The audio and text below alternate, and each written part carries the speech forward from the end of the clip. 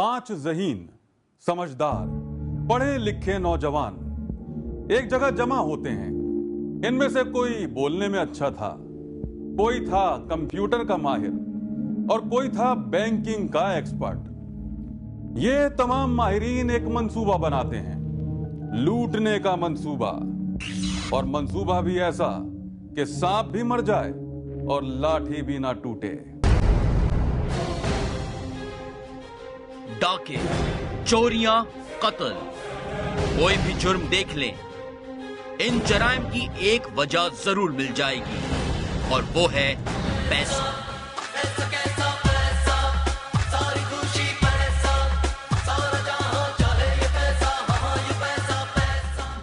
लेकिन कुछ जुर्म ऐसे भी होते हैं जिनकी वजह पैसा तो होता है, लेकिन ना तो हथियार इस्तेमाल होते हैं, ना डाका पड़ता है और ना किसी की जान का खतरा।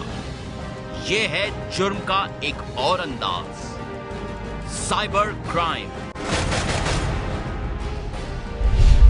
इस जुर्म में ज्यादातर क्रेडिट कार्ड्स की चोरी या फिर बैंक अकाउंट हैक किए जाते हैं। पाकिस्तान में अभी क्रेडिट कार्ड्स का बुखार लोगों को नहीं चढ़ा, इसलिए यहाँ पर साइबर क्राइम जरा दूसरे अंदाज से होता है। मगर अंदाज कोई भी अपना लो, गलत तो फिर गलत होता है।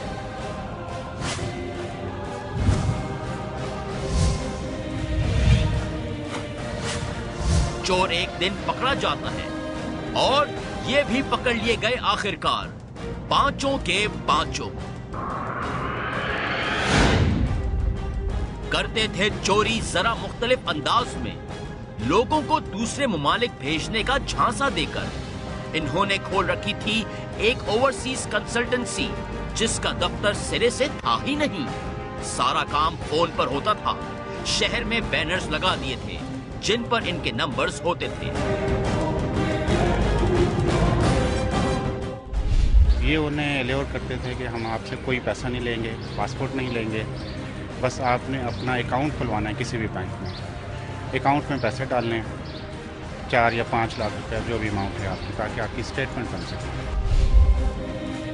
जी हाँ, कोई पैसा नहीं लेते थे, बस बाहर जाने वाले शौकीनों को कहते कि बैंक अकाउंट खुलवाओ और जमा करा दो 4 से 5 लाख रुपए, ताकि बैंक स्टेटमेंट बन सके।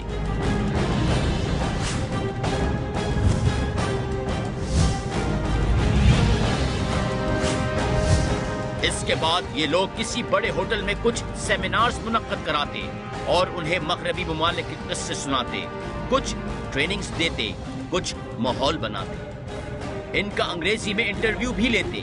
सादा मिजाज लोग इन पर यकीन कर लेते। बस फिर किसी दिन इन बैरूने मुल्क जाने वाले लोगों को एक कॉल आ जाती और कॉल करते थे ये साहब। मेरी सिर्फ जिम्मेदारी ये थी कि मैं फ़ोन कॉल्स करता था, दैट्स ऑल। उसके बाद एक आध दिन के बाद एक फेक कॉल उन्हें रिसीव होती थी कि एक अजीब से एक्सेंट में, जो इंग्लिश में नहीं थी एक्चुअली, क्योंकि सादा लोग होते थे, जो आधे मिनट के बाद बंद हो जाते थे। उसके बाद फिर ये लोग रब्ता करते थे कि कैनेडियन एम्बेसी से आपको कॉल आई थी, उन्होंने आपसे सवाल पूछने थे लेकिन आप सही जवाब नहीं दे सकते। आप इस तरह करें, फॉर कपल ऑफ डेज हमें आप अपनी सिम दे दें ताकि हम आपकी बिहाफ पे जवाब दें। सिम का मिलना और असल काम शुरू होना। अपने क्लाइंट की सारी मालूमात वो पहले ही फॉर्म भरवाने के बहाने से ले चुके होते थे। अब बस इनको बैंक कॉल करके खुद को असल बंदा जाहिर करके ऑनलाइन बैंकिंग एक्टिवेट करवानी होती थी। मेरा काम था इसको इंटरनेट बैंकिंग से जो है पैसे ट्रांसफर। मैं बैंक कॉल करता था, उनको बोलता था कि इसको इंटरनेट बैंकिंग को एक्टिवेट कर दें। वो कर देते थे, उसके बाद बैंक पे जाके इसको ट्रांसफर कर देते थे। और उसके बाद गरीबों की जमा पूंजी को वो एक ही झटके में अपने अकाउंट में ट्रांसफर कर देते और उसके बाद ये साहब सारा रुपया बैंक से निकाल लिया करते थे। सर जी, मेरे अकाउंट में डिपॉजिट होते थे और मैं उसको विड्रॉ करता था। बिल्कुल किसी हॉलीवुड मूवी की तरह काम बहुत जहानत से करते थे ये, लेकिन अल्लाह का दिया हुआ दिमाग शैतानी कामों में लगा दिया, इसलिए अंजाम भी यही होना था। दिमाग तो अब भी है इनके पास, लेकिन अब हाथों में पड़ चुकी हैं हथकड़ियां। कानून नाफिज करने वाले इदारों ने बहुत आला तरीके से इस ग्रोह को पकड़ा है और मजीद लुटने वाले गरीबों को बचा लिया है। मगर ये काम मुकम्मल उसी वक्त होगा जब लूटी हुई रकम उनके हकदारों को वापस मिल जाए।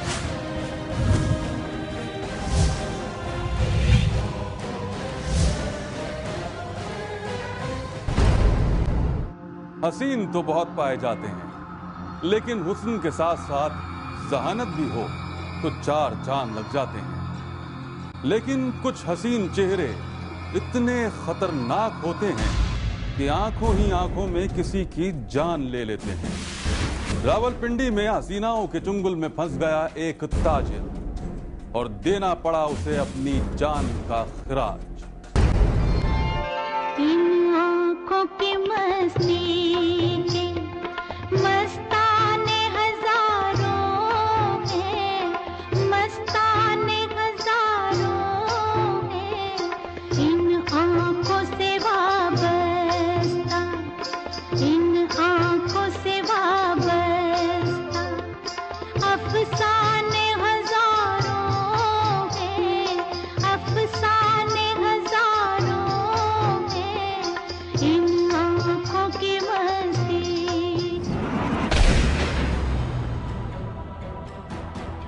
हजारों दीवानों का तो नहीं कह सकते, लेकिन एक रावलपिंडी के ताजिर सिद्दीक को पागल जरूर कर गई ये आंखें, और ना सिर्फ पागल बल्कि उसकी जान भी ले गई।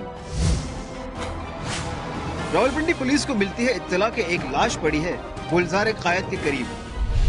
इतला मिली की डेड बॉडी जो है वो गुलजार कायद सेक्टर 4 जो हाउसिंग स्कीम है इधर हमारा एयरपोर्ट पुलिस स्टेशन का एरिया है, उसमें डेड बॉडी जो है वो फेंकी हुई है किसी बंदे की। उस वक्त तक ये नामालूम हमें नहीं पता था, रूटीन में कॉल थी कि डेड बॉडी जो है वहाँ मिली है। जिस ब्रूटैलिटी के साथ वो मर्डर हुआ था तो मुंह में टेप लगाई हुई थी और सड़क के किनारे उल्टा पड़ा हुआ था।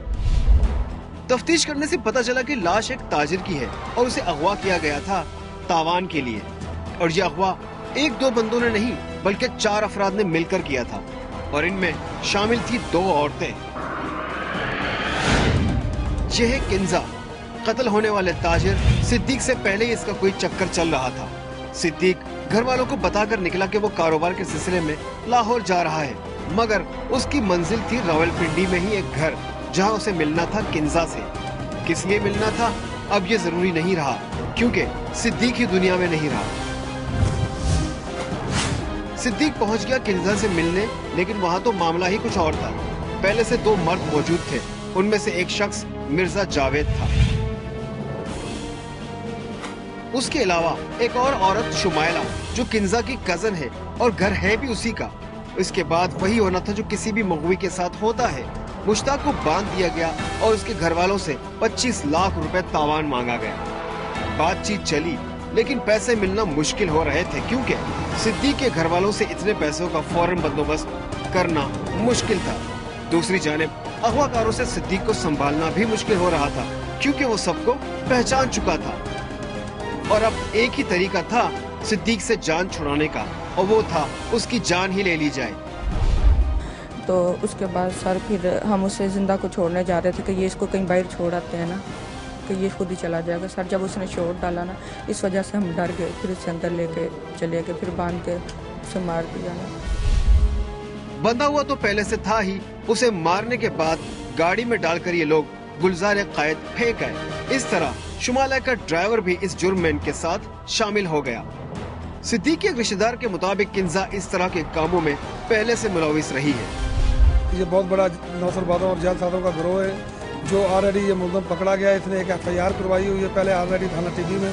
ये बड़ी नौयत की वारदातें करते हैं, करोड़ों रुपए की वारदातें करते हैं नौसरबाजी के जरिए। पिंडी में नहीं बल्कि इन्होंने पंजाब भर में मुख्तलिफ इलाकों में संगीन नौयत की वारदातें की। यकीनन सिद्दीक को इस औरत के बारे में ये मालूमात नहीं थी, या फिर किंजा की आंखों की मस्ती का वो दीवाना था। एक बात तो अच्छी हो गई कि ये गिरोह पकड़ा गया, लेकिन ज्यादा अच्छा होता कि किसी की जान इसमें न जाती।